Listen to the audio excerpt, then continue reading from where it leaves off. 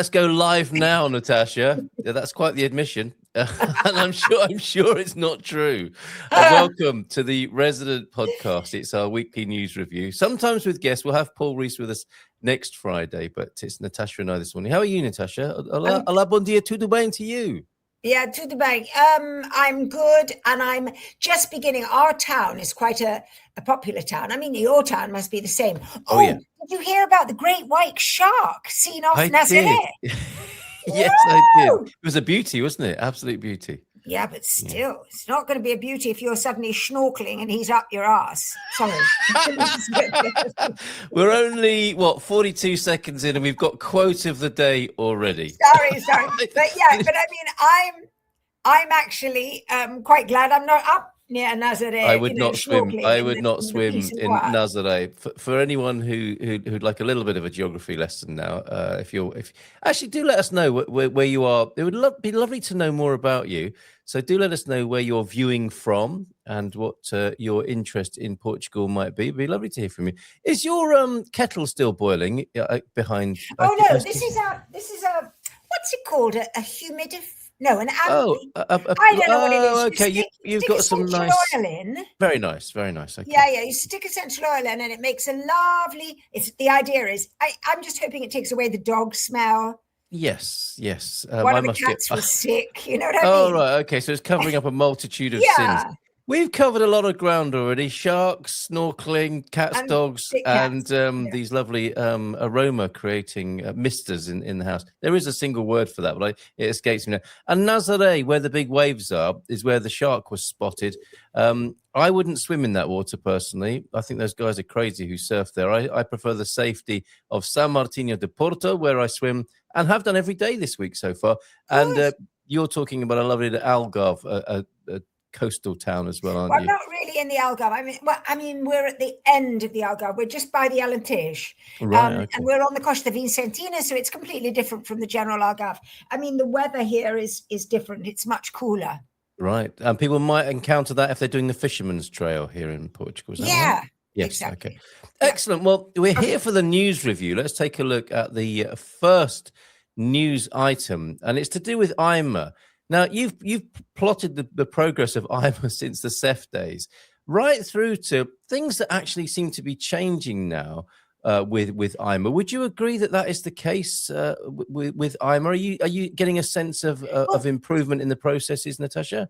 No, I'm not getting a sense of anything in the processes, I have to say. And I think that the processes themselves are still there. But what they're doing to make it cosmetically look a lot better is they're now spreading the processes around because I'm based in Lisbon. So what's happened, because I'm based in Lisbon, when people take cases out against the ineptitude, the sloth, the mistakes and things like that, they all go into the Lisbon civil court, because I'm based in Lisbon. So now, and of course, the court has just completely sort of given up. And like all the courts in the country, it has the other problems of the lack of air conditioning, mice eating all the wires, various strikes and things. So the progress has been terribly bad. So what the government's done is it's just spread now the load by taking the cases to the addresses of the people who are bringing them out. That's the idea. I see. The provincial legal action, you might say. So if you're based in Nazaré, but you're furious because AIMA's been messing you about, the case would go to the Nazaré civil court. It wouldn't go to the Lisbon civil court. Whether this works or not is honestly, it waits to be seen, because a lot of the cases will be from people who are in Lisbon, because that's where the kind of the hub, the epicenter of migration. Absolutely. Yeah, the hub of absolute fury is in and over Lisbon. So I don't know how much it will actually help, but it certainly looks like a sort of a ruse to look like. Okay, well, that's so interesting, because innocently I'm looking at it thinking they're trying to raise their game. They hope to slash the 400,000 outstanding cases in other news by next year with their efforts. To summarize your reporting here, government plans to create specialist immigration asylum court divisions and distribute AIMA lawsuits regionally following EU criticisms, as you said, they're distributing them regionally, following EU criticism that Portugal's administrative courts hit only 48% clearance rate in 2024, with average decisions taking 861 days. That's awful, isn't it, if you're waiting for that hammer to drop, that foot to fall? It's like a jail sentence, isn't it? Isn't it just? Migration Technicians Union, who knew? STM welcomes the geographic redistribution. It's lightening their workload, isn't it? But says it doesn't address the root cause. Backing up what you're saying there, maybe a ruse. AIMA itself producing decisions that are late, poorly prepared and legally fragile. That the union is calling for a dedicated career structure, proper training and more operational capacity at the organisation, warning that without fixing the agency, the court reforms risk being merely cosmetic, as you say there. So nice try, but it may not be fooling anyone ultimately. I think the government is just desperate to come up with strategies that look like they're inspired, because they're trying desperately to get people's attention away from all the controversies and all the scandals and all the questions that are being raised about various ministers and various processes that haven't been going well. Yes, indeed. Yes, indeed. And it just comes back to the fact, doesn't it, the reminder perhaps that the government is on the back foot, having to come up with sort of adversarial remedies rather than serving the public, which is its intended purpose. But that's not a uniquely Portuguese problem. We're seeing this all over the world, as we were describing earlier on, I think, before we came on air. Adrian's with us this morning. Good morning to you, Adrian. Could shark fin soup be on the local menu in Nazareth? No, leave that shark fin where it is, on the back of the shark. Because the shark fin thing is so awful, because they find these sharks, swimming about, basically dying without their fins. Yes, indeed. I'm sure there are other alternatives available for cartilaginous, well, the gristly bits of to be put in soup from other sources. In Logo de Deus Eiras Coimbra, rivers and lakes safest, not the sea. Okay. New specialist immigration tribunals courts announced on the news. That's us. That's what we've just been talking about, Adrian. Good to have you. I think that's what he meant, that it's been announced. I mean, it was sort of trailed yesterday as being something that was about to be announced. Right. And I think they announced it even last night. Well, we're at the cutting edge. We're at the cutting edge. Get the headlines out to portugalresident.com, where we will look now at another of Natasha's reports here. Let's go to these unfortunate people of Leiria. 16,000 of them are still without mobile. Is it mobile or landline connection? Landlines, and there are quite a few. I think the report said something about this. There are quite a few people who've actually had to leave their homes because they work remotely and they can't work. Well, this is the problem, isn't it? Things move on, and unfortunate people who were affected by it's 3 storms, not just the one, isn't it? Kristen is the one that gets most of the blame, but there were 3 storms in quick succession, really, weren't there? 19 people, I believe, died as well. Wasn't it? Wasn't it just? And it's like this is part of this febrile atmosphere we were talking about. It's just gone, isn't it? And the news agenda's moved on to something else now. Fires all over Europe. Yes. Yeah, but you see, I often think that Mother Nature, anyway, is deeply connected with the chaos that's going on in the world as well, or we're deeply connected to Mother Nature. It's sort of, you just don't know which one it is that came first, but everything's in such a state of flux. Circle of life. I hear you. So to summarize this story, then we have Portugal receiving an advance 65.37 million from the EU Solidarity Fund. Thank goodness for membership for all you Pexit people, from Storms Kristen, Leonardo and Marta, which killed at least 19 people and caused over 5 billion in damage between late January and early March. Only of this year. I know. I mean, it's not 65.37 million isn't really going to touch the sides. Well, that was the phrase I had in mind, Natasha. No, how on earth is that going to be enough? Well, of course it isn't, but it'll be something, won't it? It will be a start. The thing is when you say, it's great to, thank goodness we're members, I don't really see it like that, because all these millions sloshing about, half the time they give you millions, then you take your millions away, then they sue you because you haven't done what they want, and then they ask you to cover the whole country in solar panels. I don't think necessarily it's great that we've received 65. I'm actually with you on that. Thank God we've received something. Well, this is how the process presumably works, and I stand to be corrected on this, but that 65 million or thereabouts will be in a government bank account awaiting distribution. And sometimes it stays there quite a long time, doesn't it? And doesn't get to the people it's intended for. So you might argue that bringing the bureaucracy and administration closer to the ground would be a good thing, and not having it in a distant country run by officials elsewhere who might not necessarily have the interest of the Portuguese at heart. They've got their own challenges to deal with. More on this. Despite the funding, recovery remains incomplete. ANACOM says roughly, that's the communications watchdog, I'm guessing, of Portugal, says roughly 1,600 customers, mostly in the Leiria region, still lack restored landlines. So it's landline telecoms 6 months on. How on earth does it take 6 months to restore landlines, with damaged cables and equipment reportedly still scattered across areas like Alvázora, Ancião, and Marinha Grande? I've driven through there. I've seen this devastation. In parts of central Portugal, the interior look like ghost towns. It's really quite depressing. It's not psychologically helpful, is it, to drive? If you drive the IC2, I believe that's the old trade road of Portugal. I love that road. It's an insight into old Portugal, and you can stop at the truck stop. From the north all the way down. Partly, it's not the Route 6. It's part of the Route 66, which is that great ride I think that you're talking about. And I think it was the old trade spine of Portugal. But it's a fabulous.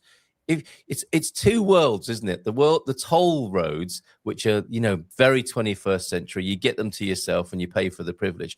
Then you go onto the old industrial route and road with the trucks on it and the truck stops, and you see real authentic Portugal as it would have been decades ago. And sadly, on top of that, oldie worldy picture, what I actually really like are lots of fallen telegraph poles, trees, broken buildings, which are not being cleared up. It must be terrible for the psyche of people who live in those areas. Just to complete on this then, Socialist MPs are pressing Infrastructure Minister Miguel Pinto Luz for a municipality by municipality repair timetable and for measures to strengthen network resilience against future storms. He, among others in the cabinet, are dealing with other issues, though, at the moment, aren't they? Rather than just getting on with their jobs. There's all sorts of knife sharpening going on, isn't there? There's so many scandals, so many questions that have come up. I mean, some are to do with complete and utter ineptitude, in which this case I'm talking about the education minister that keeps... I mean, he started off blaming it on everybody else. I mean, it is down to him, and he can't... I cannot see how a man like this can stay in the job. This is the mess up with the exam results, right? Yeah, but I mean, I've seen stories today. I mean, it's unbelievable. Some kids have they've been told that they've got no score because no one can find their exam. No, it's true. That must be devastating, mustn't it? On. Yeah. And then they keep saying, no one will be left behind. The worst is past. All these platitudes. Well, if those kids come from a home in Leiria which hasn't had a phone line for 6 months, they're not going to believe that nonsense, are they? They're not going to believe that. Thing, and I think I heard this on Antena 1 when I was driving this morning, that the fact is, this was an expert from IAV, which was the Institute of something Education that was actually kind of sidelined before this process started. And he said that young people who are, after all, the future, are now being given the worst impression of how a government looks after its people and how it values. You can't cut that any other way, can you? How can you? These kids, and we know what it's like, don't we? Most of us to have gone through this process of being prepped for exams and being told that, you end up with a feeling that your life depends on it, right? To do well in these exams. Your life depends on it. And to see people actually not giving a damn, really, they say they do, but it's clear that they don't. I think is so crushing. It's one of the things that would impel even more to say, listen, as soon as I've got my results, I'm off. I'm going to go and get I'm going Luxembourg, to go to university somewhere else. I mean... Absolutely. However, Natasha, I do wish that this had happened to me when I was waiting for my exam results. If only they couldn't have found them, my mother would have been a much happier woman, I suspect. Well, in my case, my mum put them up in the loo with a sign underneath saying, piss on that. We must get your mum on the podcast one of these days. Oh, she's so funny. She sounds funny. Amazing. From what we've heard she's so of your funny. reports. We missed our phone call last night because her car alarm, because my brother got her a car, which he complains has changed shape completely, and he'll never be able to sell it when she dies, because he loves to keep talking about when she dies. But anyway, the car had an alarm and it kept going off. And she lives in one of these villages where there's only a smattering of houses, but nobody talks to each other. And so everybody was furious. Oh, dear. Yeah. Oh, dear. Right. Well, regards to Mummy. Yes. Hopefully we can have her on one of these days. Going back to an earlier conversation, sounds like the courts need to hire some good mousers. There's plenty of stray cats in Portugal. Disciplined to be quiet while proceedings going on. That's not going to be possible with cats, I suspect. Like the Ovals mouser, who did his job between overs, a top cat mouser.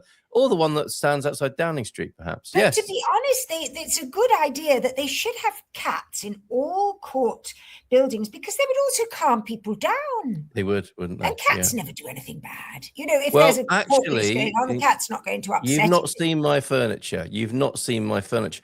And I have to say that at a workplace where I worked before I came to Portugal, I lived on site and we had cats. We had a couple of cats. Milo and Dora, they were called. Dora became the site cat. And one fabulous day, the CEO was unveiling a master plan of development of this site. It was laid out on the floor because it was so big. The staff meeting were gathered around this illustration. Dora walks in, sits on the map, the visualization of the master plan that was going to himself. She does what cats do best. Anyway, let's move on. Lovely. Let's move on and go to our final president-flavored news item, because we do like this chap, do we not? You've spoken highly of him. Perhaps you think he's a little bit dull in some ways, but a steady hand on the tiller might not be such a bad thing for the grandfather of the nation. He's genuinely a really nice man who's calm and, yes, as you say, a very steady hand on the tiller. Oh, he will be very important. Hang on, my battery. Hold on a minute. Okay, the battery's going, so I'm single-handed for a moment while Natasha deals with that. She's not at all stressed about it because she's got essential oils being pumped into the atmosphere behind her. No doubt some clary sage and some lavender, perhaps. He's a great guy. I think he's lovely. And it was quite funny because, again, on Antena this morning on the news, they were saying, he was visiting Cape Verde. For 3 days this week, and he visited a Portuguese school on one island yesterday, which was his last day. And they said, and he didn't talk about the state of the nation. He didn't talk about the problems with the exams or with the Minister of Administration, as if he should. He was in Cape Verde, for goodness sakes. And he just talked nicely to the school about how wonderful they all were, which I think is lovely. And we do need, in this mad world where most people are either blaming others for disasters or changing their mind, literally from one sentence to the other. I think it's rather nice having somebody from the old school who just is very polite and never puts a foot wrong. Imagine a world without them, him and Marcelo. I heard a beautiful story of some foreigners, a couple of American-German couple. I don't remember where, they may have been in Cascais. They saw Marcelo and asked in their best Portuguese, could they have a Marcelfie with him? He was completely obliging, charming.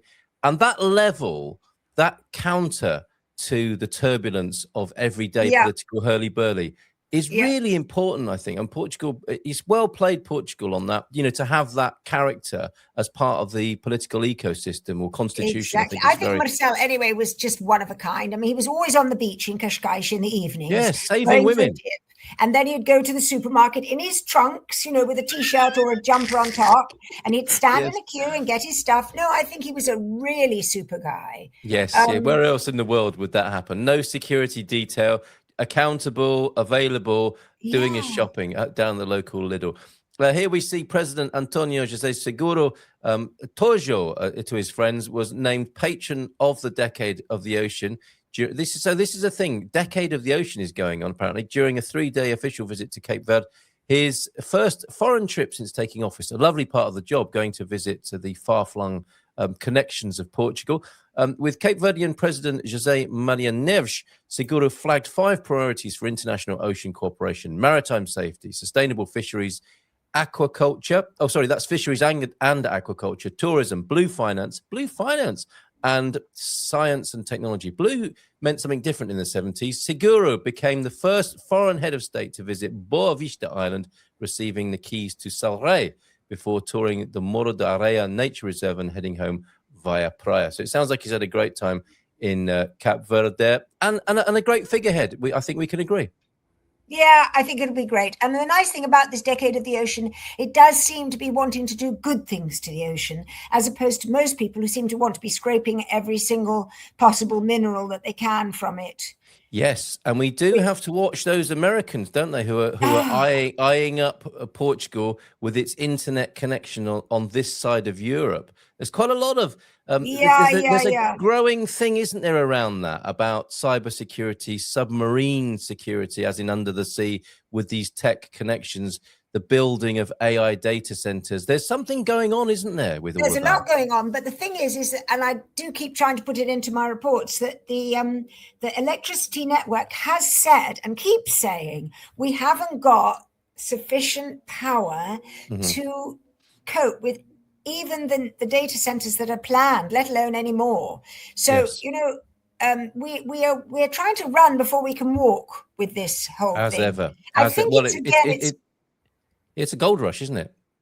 Exactly. It's another reason why people talk big, but in the end, there's going to be all kinds of little things that trip them up, like a lack of power. Absolutely. So next time you're typing into your friend ChatGPT, whatever you call him, some people call him Chad. But we all have names, I think, for our AIs. You may or may not wish to share yours, Natasha. But next time anyone is typing in Portugal, oh, Chad, what should I do with my life? That could be the very last hit on the return button to get an answer that plunges the whole feeble electricity system into darkness. Be careful. Be sparing. Be sparing with your use of AI. Yeah, I've never used it to ask any questions about me, but I do. I have started using it for work because we're working at such a pace, and I'm absolutely blown away by the way it can juggle with multiple stories and come up with a. Absolutely. When I say I'm feeling something here, but I can't really work it out, and then I feed it all in, and it comes back, you're absolutely right, and blah blah blah blah blah, and I go, oh, so it's kind of fun.